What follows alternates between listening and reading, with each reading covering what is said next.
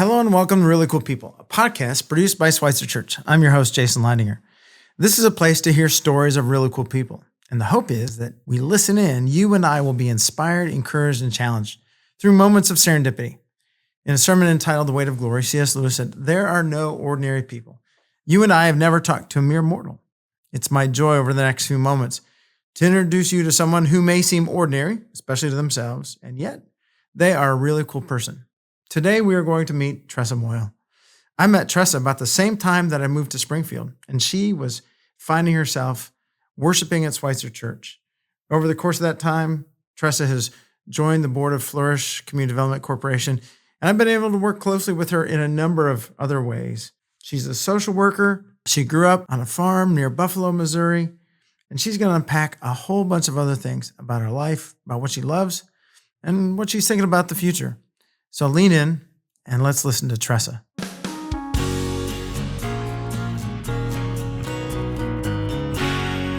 Today we are glad to welcome into the Really Cool People podcast booth, Tressa Moyle. Tressa, welcome. Thank you, Jason. You are a really cool person. Well, thank you. I appreciate that. So one of the big things that we like to do is start with people's stories. Let's start with your story. Okay. I grew up in a very small community about 12 miles east of Buffalo, Missouri, called Long Lane, which not a lot of people have heard of. Grew up on a dead-end gravel road, 4 houses on the road, out in the country, out in the middle of nowhere. Grew up on a 200-acre farm that had been owned by my grandparents. My dad's parents moved here in the mid-40s, somewhere around 46 or 47. And bought the land there and lived on it for about 30 years. And then when I was about 6 months old, which was in 1976, my parents and siblings and I moved on to the farm. My grandparents moved to town. And so I grew up out in the country and just kind of playing out in the woods and spending a lot of time outdoors. And just loved it. My parents didn't farm for a living, but we did have cattle on the property that belonged to my uncle. And so we would kind of look after the cattle during the week, and then he would come on the weekends and take care of, the big needs for the cows. But we kind of got to enjoy them throughout the week while they were there, which was a ton of fun. And we had chickens and guineas. And we always had a dog or two roaming around. And at one point, we had a peacock for several years that we got to enjoy. So, grew up out in the country, loved it at the time. I've been living in town now for 30 years and very much have become what I call citified. Don't really want to live out in the woods again, but I loved it when I was growing up there. So, so we grew up in Long Lane. We went to school in Buffalo, which was the town closest to us. And again, it was about 12 miles away. And so I went through all 13 years of school there, graduated. And when I was 18, came to Springfield to attend Missouri State and have lived in Springfield really since that time. Went to college, got a bachelor's degree in psychology with a minor in criminal justice studies, and then went on to get my graduate degree in social work. And I've been a licensed clinical social worker for the last 25 years, providing most of my time has been working with patients in the field of addiction treatment, but also some mental health in there as well.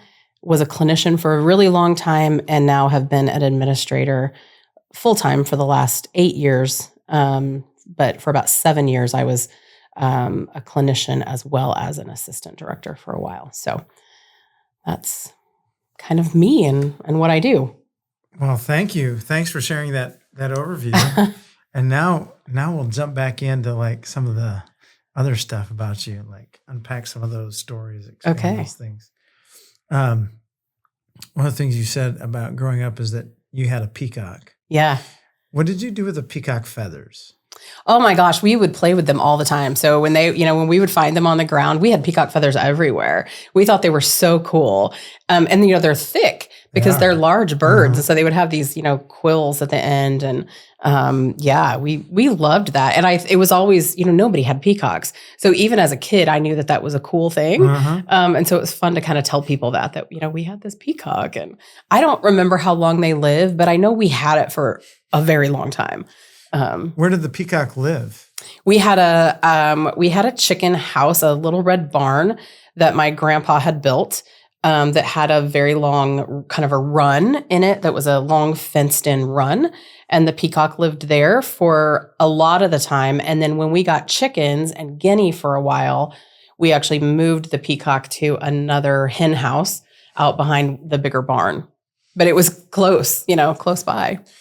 Did the peacock just kind of have the run of the place? Yeah, pretty much. Like through the day and everything? I mean, it just kind of stayed around. And all of the guineas did not. The guineas liked to fly away. We would find them places all the time, but the peacock stayed close to home. Had one of my great grandparents had peacocks. Really? And would hang out in a barn and whenever we go there, you'd never know quite where the peacocks were going to be, whether they were going to be in the barn or somewhere around the house, and then whether or not they were going to chase you or not. I don't know if the peacock ever chased you. I don't ever remember being chased by it. No.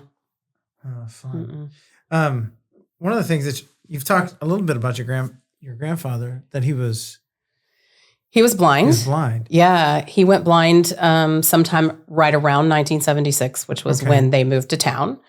But gosh, they would come home with us on the weekends. We were very close with them. We all lived, of course, right there in that same area, very close with my grandparents. And they would actually come home with us on the weekends, and we would go to church together in this little country church, one room country church out in Long Lane. My grandfather never attended church, and I don't know why.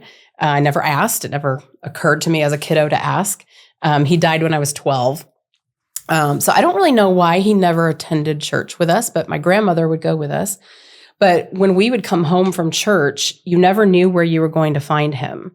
And, they had lived on that property for 30 years. So even though he had lost his vision, he knew his way around that farm. And so you might find him out in the orchard underneath a tree. He had a hammock that he loved, this yellow hammock with a green frame. And he would move that hammock to all kinds of places across the farm, and you never knew where you were going to find him taking a nap when you came home. I just always knew him as a blind person, and so I never knew him in any other way. But gosh, he was so gracious, and he was gracious with his grandkids, and he would sit and watch us, quote, perform, out on the swing set or whatever, and he would always clap, and as a kid, I always thought that was so cool. And now I realize he couldn't see anything, right? But he was just so encouraging and just lovely. My grandparents were lovely, lovely people. Did you ever hear what caused his blindness? He had glaucoma, but he also had detached retinas. So he was completely blind. Mm-hmm. It was interesting where you lined that up. Like they had to move off the farm when the blindness came into full effect. Because I was going to ask you, how did they keep a 200-acre farm if he struggled with blindness? Yeah, that was the pivot point, I think, for them when he completely lost his vision. That was when they made the move. You said your parents worked in town. What did your parents do? My dad was a jeweler and a watchmaker by apprenticeship. So he actually did an apprenticeship with someone who owned a jewelry and watch and clock repair store when he was in high school. And then after he graduated high school, worked for that man for a while and then purchased the business from him. And he repaired clocks and watches and took care of people's rings and necklaces. And we grew up, with clocks ticking all around us all the time, which I find very comforting now. And I grew up at his workbench and watching him repair jewelry and watches and, watch gears and all that stuff. And we always had cuckoo clocks around and grandfather clocks and all kinds of clocks that he was working on. Did he ever put you to work? I mean, we did a lot of chores, obviously, but I never really did anything with the clocks or the watches, although I know a little bit about them. So I watched him enough to know a little bit. I can, balance a pendulum and that kind of stuff. But I mean, that would, today, that would be an interesting skill for someone to have. Yeah. It could probably you could probably open a store and have like a whole. probably. Whole lot of work. Yeah. I don't think there are a lot of people around that can do that kind of stuff. Yeah. So if you're looking for a next thing. There you go. After retirement. Yeah. Yeah. The clock works. Yeah. And what'd your mom do? My mom was a secretary at the elementary school. She went to work there when I was in 5th grade. And she also sold Avon. And that's what she did before she started working at the school. She helped my dad in his shop and she sold Avon. And then she went to work for the school when I was in 5th grade. And she retired from there about 8 years ago. Okay. So what are some of the things that you picked up from your parents, grandparents, your family, like things that have formed you, shaped you, speak into your everyday life right now? Yeah. My dad and his mom, my grandmother, are probably the two people I think that have had the most influence on my life in multiple ways. My dad was a hard worker. My dad didn't go to bed until everything was done. He, was constantly just working either at home, in his business, for other people. He was a giver. He would give of his time and his energy. We didn't grow up with a lot of money, but he was incredibly generous with his time and his gifts and his talents. And so my dad was that guy that when somebody would walk in and maybe they just needed a battery changed in their watch, he would say, "I'll get you next time." So he would change the battery and not charge them. And, that was just constantly what you would hear from him was, it was nothing, I'll get you next time. He was involved in the Kiwanis Club. He was a founding member of the Kiwanis Club in Buffalo.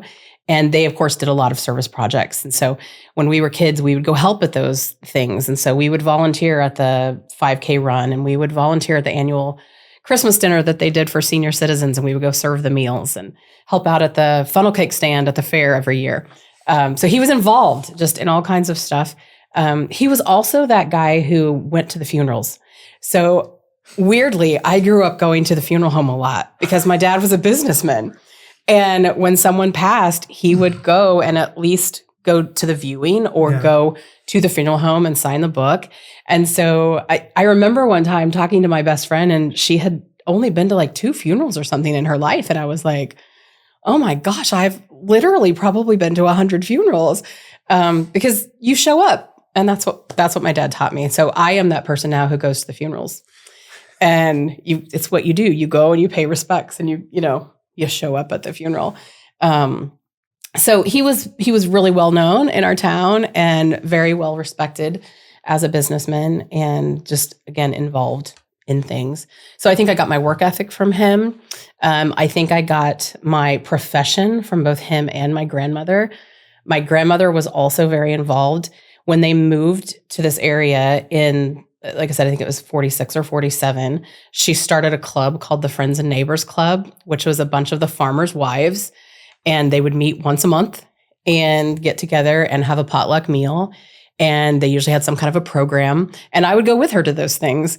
And they would also do service projects. So they would go out and do things for the Good Samaritan's Boys Ranch and things like that. She volunteered with Toys for Tots at Christmas every year.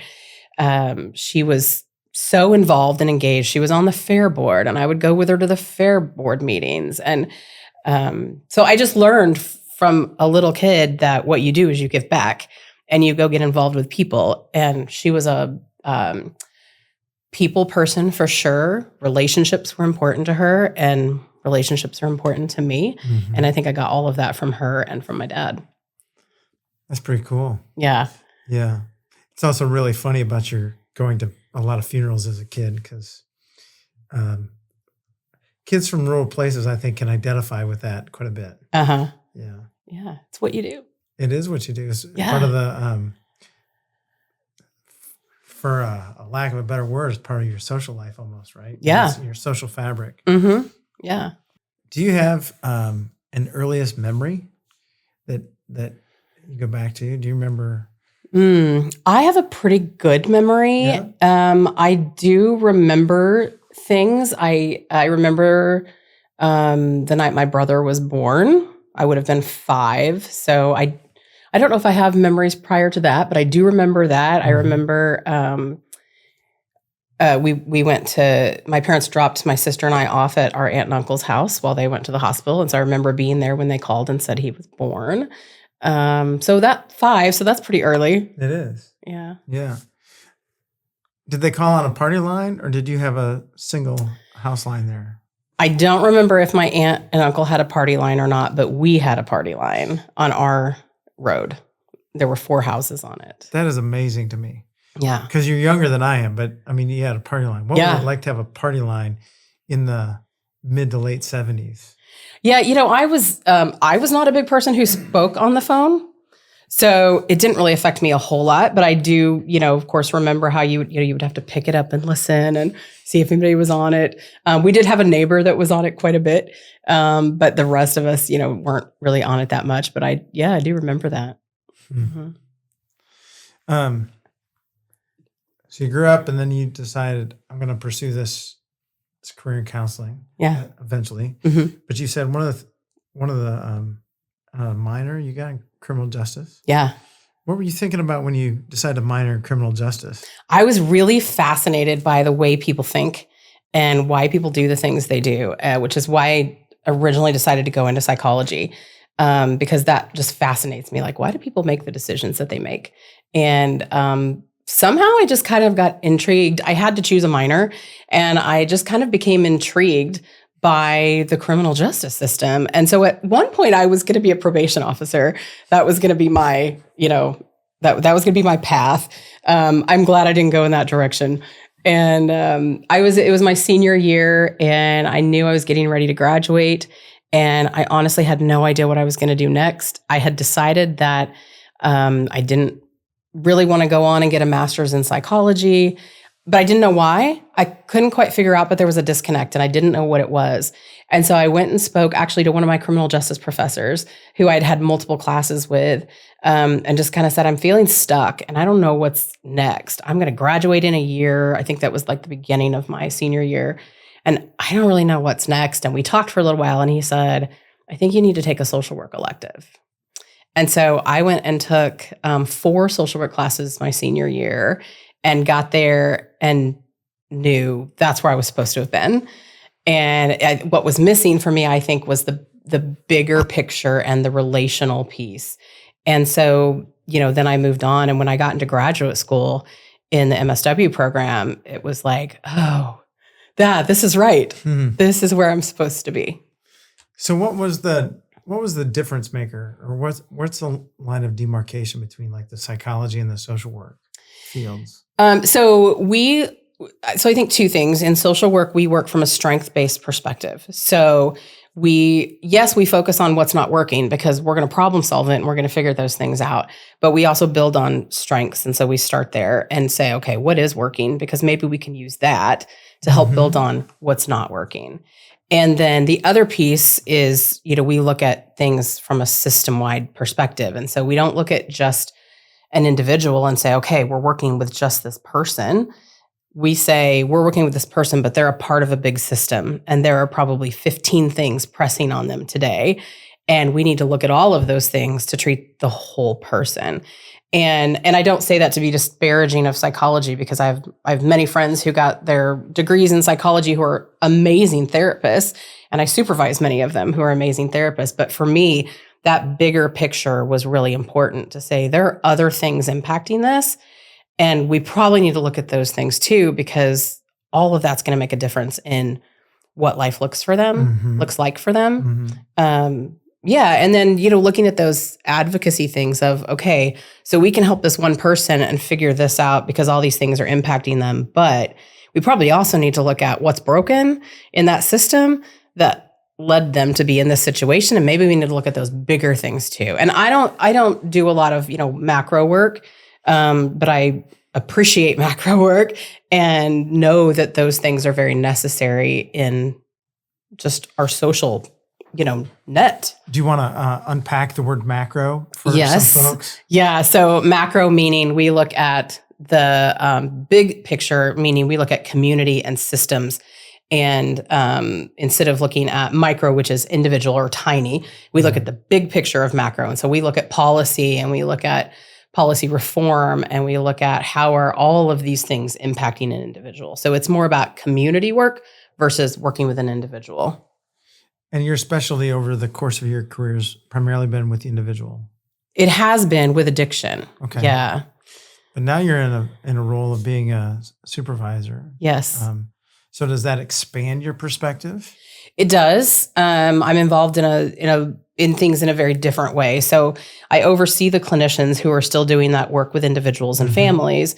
But I am involved at a much bigger systemic level now. And so I have influence on at least policy within our organization. And I'm involved in meetings out with the community in lots of different ways. And so this Thursday, I'll be going to an event with Springfield Police Department where they have a group of officers who become trauma informed and specifically get a lot of training in mental health. And I'll be participating in that on Thursday. And so now I get to be a part of that bigger picture that I wasn't as a clinician early on.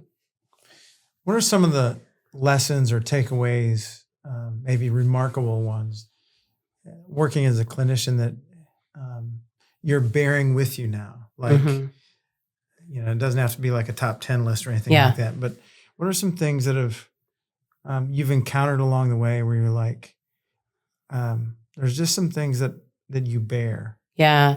One of them is, hurting people hurt people. And I can't take credit for that saying, but it's so very real, which is, if someone has a history of trauma and has been victimized in some way and, or whatever our past is impacting everything we do today.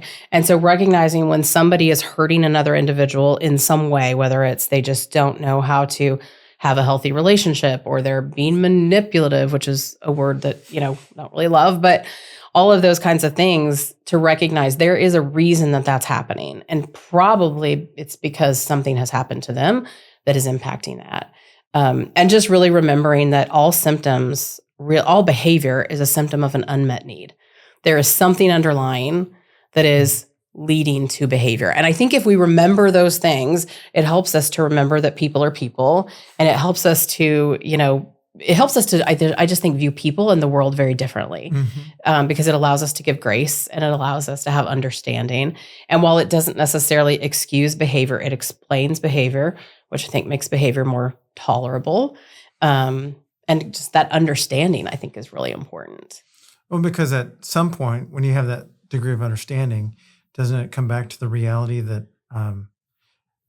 you too know in your own being that every behavior is capable within your own life? Right? Absolutely. So thanks for sharing that about, lessons learned from them, from your time as a clinician. But now you're on the other side, leading.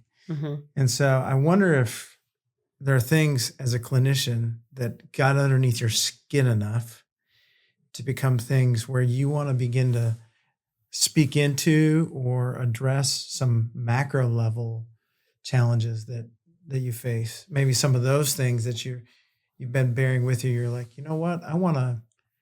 There's something out there that's almost like a calling, like, like you described watching your grandmother as a calling, but is there something within that work that is becoming a calling into the future? Yeah. I mean, I don't know if I have something specific, but I do know that I appreciate that I have those opportunities now to be involved in those bigger things. And so, as you know, I'm also on the board for Flourish. I know. And I'm so thrilled. And I'm excited to be there. And I do love that I get to be involved in something now that is trying to make a much bigger impact in a very different way. I kind of have plans, just personally I'd really like to be retired before I'm 60. And at that point, I want to be able to go out and just do those social worky things that I want to do on my own kind of timeline and with my own level of responsibility. And I love my job, but it's a lot of responsibility. And so I do look forward to a day where that responsibility kind of ends and I'm able to do some other things. And I think that connection to Flourish might be a place where that lands me eventually.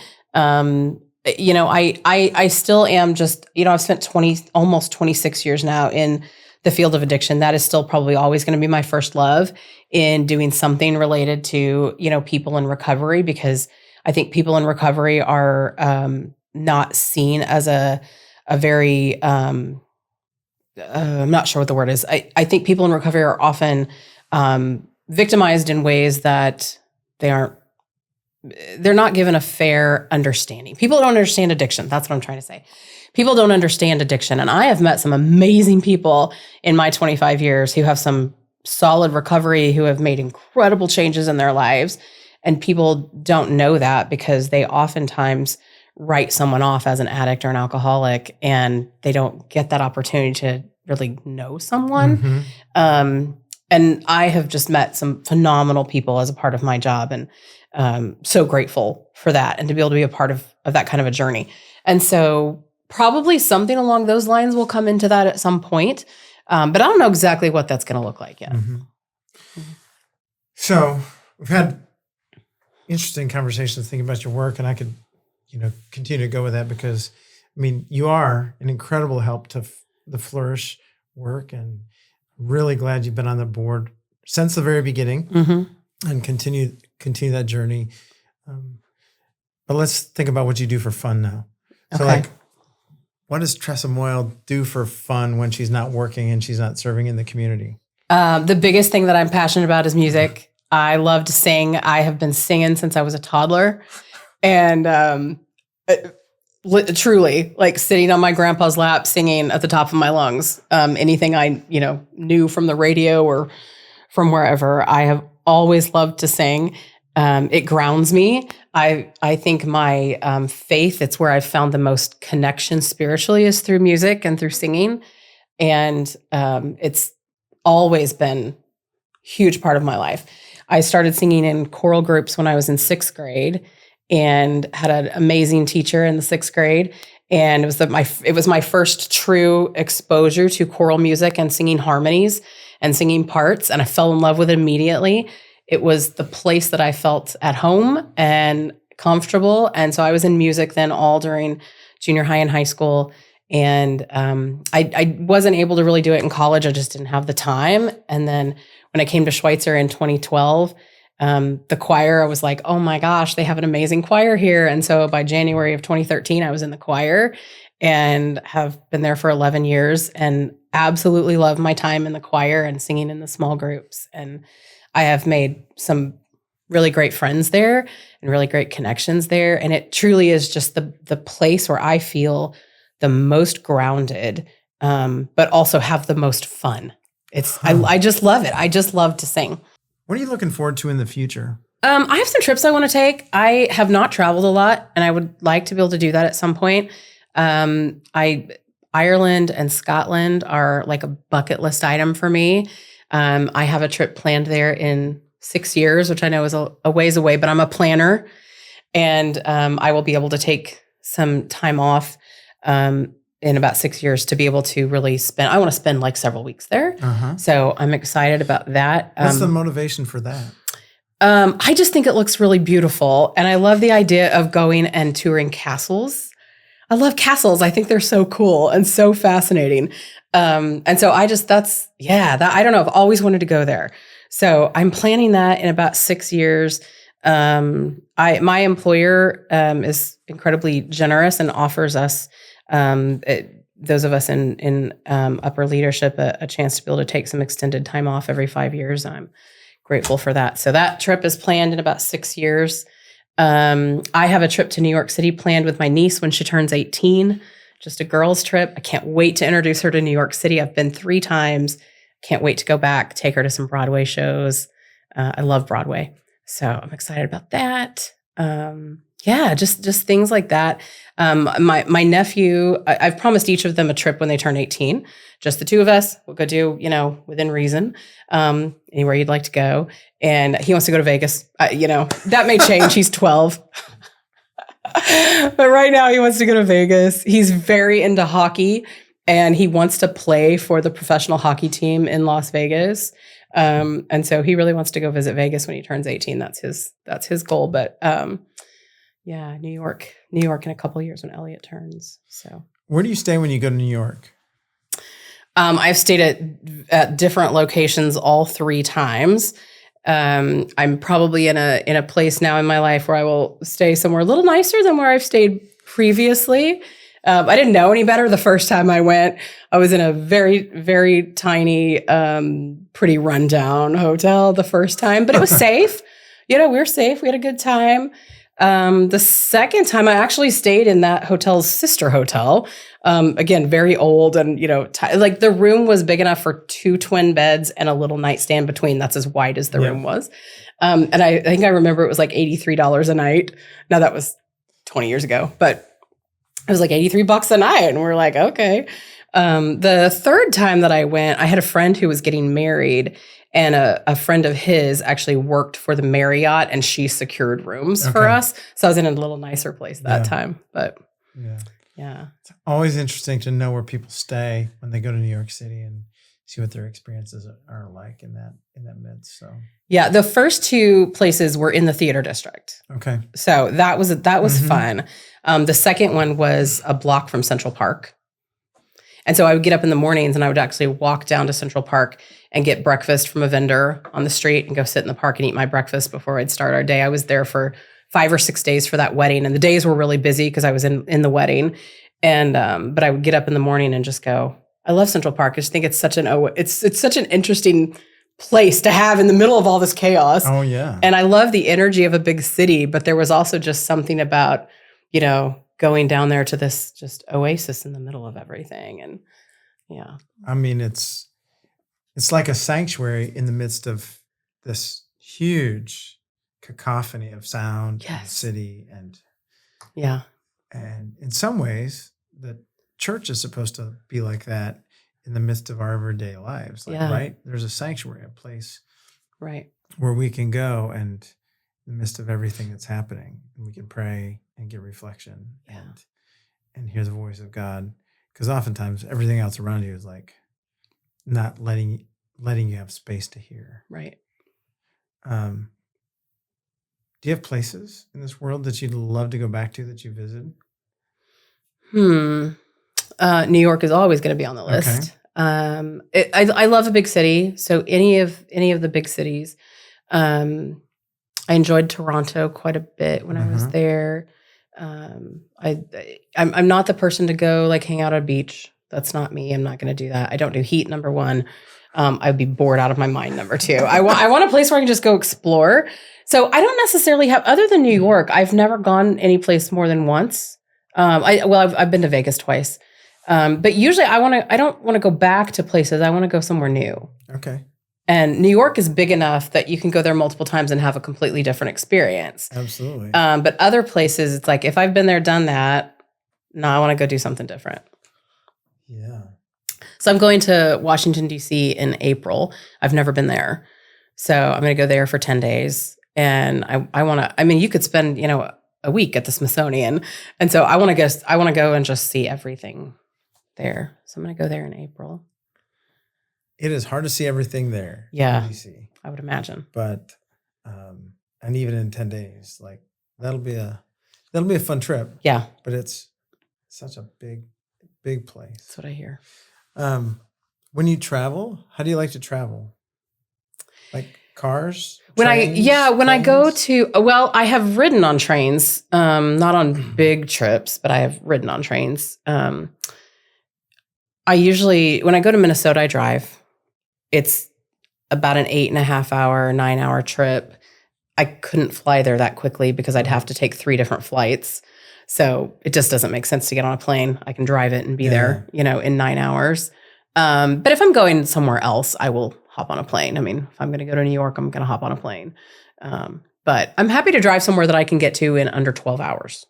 I don't necessarily want to do 2 days in the car, but I'll do something if I can drive it in under 12. Yeah. And then let's pivot just a little to like short round stuff.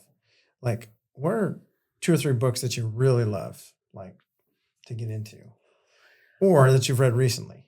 I'm not a big reader anymore. I used to be. Ooh. I read like crazy when I was in school. Yeah. So as a kid and as a teenager, I would read books just constantly. When I got to college, I didn't have time for that anymore because I had to read books for school.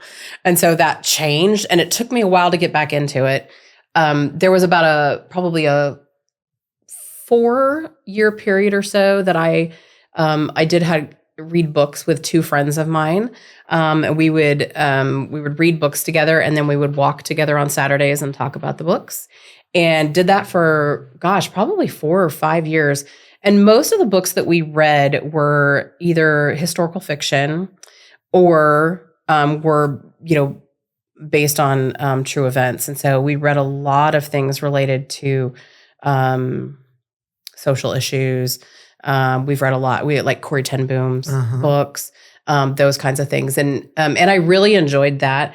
I had to step out of that about 1.5 years ago or so because I had taken on some additional responsibilities at work, and reading for fun was kind of off the table. So I haven't been reading for at least about 1.5 years now, but I do enjoy historical fiction.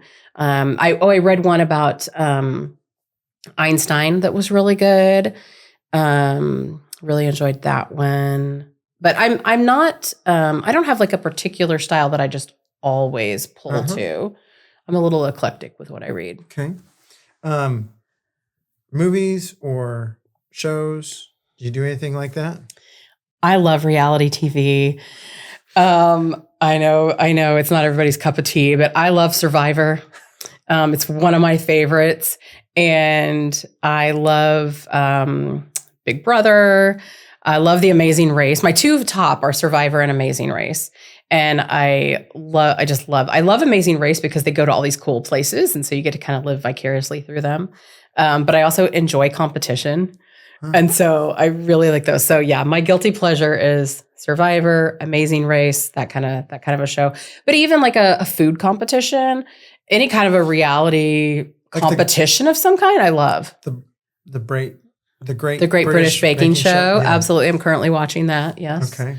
Well, love that stuff. I've seen a few seasons of that. That's very interesting. It's very gentle competition. It is, but I mean, intense though. Too, yes, right? it is. It can be. Especially when it's in a 24 or 30 minute format because they got the clock ticking down. Yes. You got to get through a lot of stuff in that episode.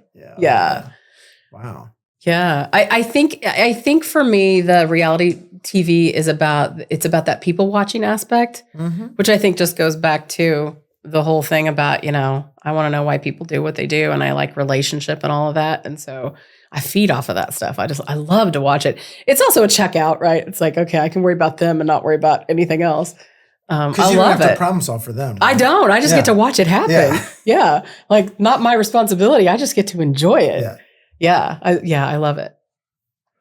I wonder, did you think you picked that up in your dad's shop? Interesting. Maybe. I mean, obviously a lot of people watching there, and we spent every afternoon after school there. And so we constantly saw the interaction of customers and maybe. Favorite sports? I don't watch sports of any kind.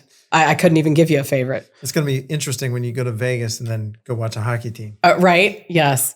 The only time I ever go to sports events is with them. So I have been to his hockey games and hockey tournaments. And other than that, I probably haven't been to a sporting event in 15 or 20 years. Wow. Not my cup of tea. Do you know what icing is? No. After your conversation about cakes, I thought you were going to say, it's something that you're going to put I know on the that. But I assumed it was something different. No, it's like when the puck goes too far down the ice. And then they have to pull it back. No, I know nothing. I know nothing other than to watch him. Okay. That's all I know. Oh, fun. And I don't know what else, but Tressa, this has been great. Thank you. You're welcome. Thank you. I enjoyed it. Good. I generally ask folks, is there a bit of wisdom that you'd like to share with us kind of as a closing cap off? Oh, gosh. I said earlier that hurting people hurt people. Yeah. And I recently heard somebody say that healed people heal people. Mm-hmm. And I think I've always known that, but I had never heard it in those terms. And I love that. And I think that has kind of become my motto in life. I have 2 mottos. One is everything is fixable. And that's my motto at work. Everything is fixable. Somebody comes to me and says, hey, this didn't work. We didn't, whatever. It's okay. It's fixable. We'll figure it out because I'm going to problem solve it. But that second one, just in general in life, is that healed people heal people. And I tell people all the time, I think everyone should go to therapy at some point in their life, because I think it can be so eye-opening and so valuable to you to just help understand and know yourself. And every bit of healing that we do means that we get to give back to people in some other way that heals them. And I just love that. So I have adopted that as my motto, which is healed people heal people. And so that's my 2 cents. Everybody should go to therapy. It'll be life-changing for you. Okay. Thank you, Tressa. You are a cool person, and glad to have this conversation with you. Thank you, Jason. A big thank you to Tressa for sharing her story. In listening to Tressa, I hope that you were inspired, encouraged, and challenged, and that you begin to behold the really cool people who are around you. The Really Cool People podcast is produced by Schweitzer Church, Springfield, Missouri. Taylor Likes is our executive producer and editor, and I'm your host, Jason Leininger. You can help us out by liking, reviewing, and sharing this podcast. Until next time, stay cool. Whoops! Hold on. Wait just a minute. We've got a little announcement to share with you. Coming up on the Really Cool People podcast, we're going to have a live event where we record 3 really cool people. November 22nd. That's a Friday night, 7 o'clock, Schweitzer Church. Put it on your calendar. We'd love to have you join us. Friday night, November 22nd. And we'll look forward to seeing you then. Stay cool.